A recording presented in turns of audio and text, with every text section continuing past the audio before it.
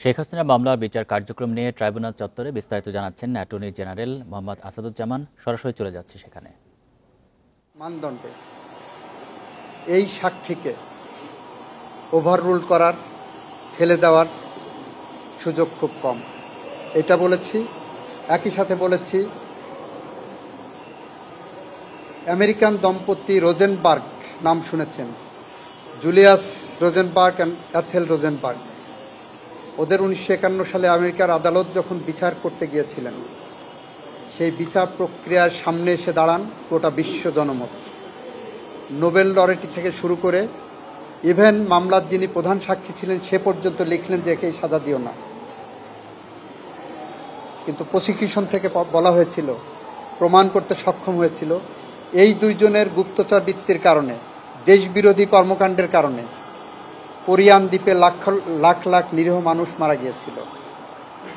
এই কারণে তৎকালীন আমেরিকান প্রেসিডেন্ট আইজেনহাওয়ার বলেছিলেন, আমি জানি এটা একটি ঘটনা, দুইজন মানুষের মৃত্যুদণ্ড,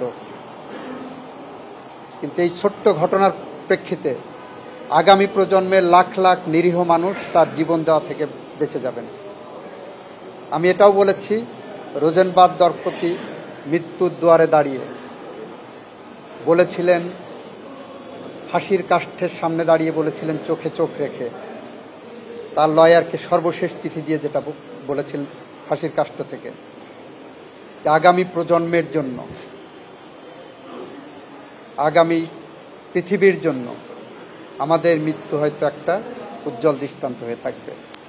সন্দেহাতীতভাবে প্রমাণের কথা বলেছেন এবং শাস্তির কথা বলেছেন। জি, আমরা বলেছি যে দালিলিক, মৌখিক, সার্কামস্টেন্সিয়াল সমস্ত ধরনের সাক্ষ্যের ভিত্তিতেই প্রসিকিউশন পক্ষ বিয়ন্ড অল রিজনেবল ডাউট প্রমাণ করেছেন যে এই অপরাধ সংগঠিত হয়েছে এবং এই অপরাধের সাথে সম্পৃক্ত এই আসামিরা। এবং আমরা বলেছি আইনে প্রেসক্রাইব সর্বোচ্চ যে শাস্তি আছে সেই শাস্তি আমরা চাই। এখানে তিনজন আসামি, কিন্তু আপনি আপনার বক্তব্যে দুইজনের শাস্তি একজন অ্যাপ্রুভার হয়েছেন, সেটা আদালতের উপর নির্ভর করবে। আমরা মনে করি যিনি অ্যাপ্রুভার হয়েছেন ফুল ডিসক্লোজ করেছেন তার ইনভলভমেন্ট, অপরাধের সম্পৃক্ততা। এই অপরাধের সম্পৃক্ততা যদি ফুল ডিসক্লোজ করেন তাহলে আইনের মধ্যে বিধান আছে, আদালত এটা নির্ধারণ করবেন, সিদ্ধান্ত নেবেন ফুল ডিসক্লোজ হয়েছে কিনা। যদি ফুল ডিসক্লোজ হয়ে থাকেন তাহলে ওনাকে একভাবে ট্রিট করবেন, আদালত যদি মনে করেন ফুল ডিসক্লোজ হয়নি ওনাকে অন্যভাবে ট্রিট করবেন। আপনি বলেছেন যে রাষ্ট্রীয় পৃষ্ঠপোষকতায় এই ঘটনাগুলো ঘটেছে এবং যদি রাষ্ট্রীয় স্টেট অ্যাপারেটাস ব্যবহার করে।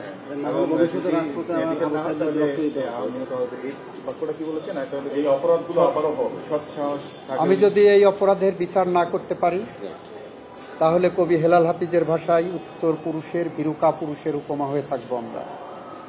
আমি বলেছি এই অপরাধের যদি বিচার না হয়, এই আসামিরা যদি খালাস পায়, তাহলে এই ধরনের অপরাধ আগামী প্রজন্মের সামনে আরও আসবে। 5 বছরের শিশু এভাবে গুলিবিদ্ধ হয়ে মারা যাবে, 10 বছরের আনাস গুলিবিদ্ধ হয়ে মারা যাবে, মুগ্ধ পানি বিতরণ করতে যে মারা যাবে, আবু সাইদ প্রতিবাদ করতে যে বুক চিতিয়ে বুকে রক্ত রাজপথে ঢেলে দেবে। সুতরাং এইগুলো ভবিষ্যৎ প্রজন্মেরকে রক্ষা করার জন্য এই ন্যায় বিচার অনেক বেশি জরুরি। এইটা বলতে যে আমি বিশ্বের দেশে দেশে ক্রাইম এগেনস্ট হিউম্যানিটির মুখোমুখি হয়েছিলেন যে সমস্ত রাষ্ট্র এবং সরকার প্রধান, তাদের একটি তালিকা উপস্থাপন করেছি। এবং বেশিরভাগ দেখবেন 40-এর দশকে ইউরোপ থেকে এশিয়া, চায়না থেকে জাপান, হাঙ্গেরি থেকে বুলগেরিয়া, রোমানিয়া, সমস্ত দেশে দেশে 40 এবং 50-এর দশকে মানবতা বিরোধী অপরাধের বিরুদ্ধে সে দেশের বিচার ব্যবস্থা জেগে উঠেছিল বলেই সে দেশে এখন মানবতা বিরোধী অপরাধ সংগঠিত হয় না। জাপানের মিনিমাম 7-8 জন প্রাইম মিনিস্টার এবং গভর্নর জেনারেলদেরকে কাউকে ঝুলিয়ে কাউকে হ্যাং করে মারা হয়েছে। আমরা সমস্ত তথ্য আদালতের সামনে উপস্থাপন করছি, এটা আপনাদের সামনে উজ্জ্বল দৃষ্টান্ত। আজ জাপানে মানবতা বিরোধী অপরাধের কথা চিন্তাও করতে পারেন না, আজকে চীনে মানবতা বিরোধী অপরাধ হয় না, আজকে ইউরোপে মানবতা বিরোধী অপরাধ সংগঠিত হয় না। কেন হয় না? কারণ 40 এবং 50-এর দশকে এই সমস্ত বিশ্বের দেশে দেশে এই বিচার হয়েছে এবং মানবতা বিরোধী অপরাধের মুখোমুখি হয়েছেন সরকার এবং রাষ্ট্রপ্রধানরা। আমরা পুরো তালিকাটা দিয়ে দিয়েছি।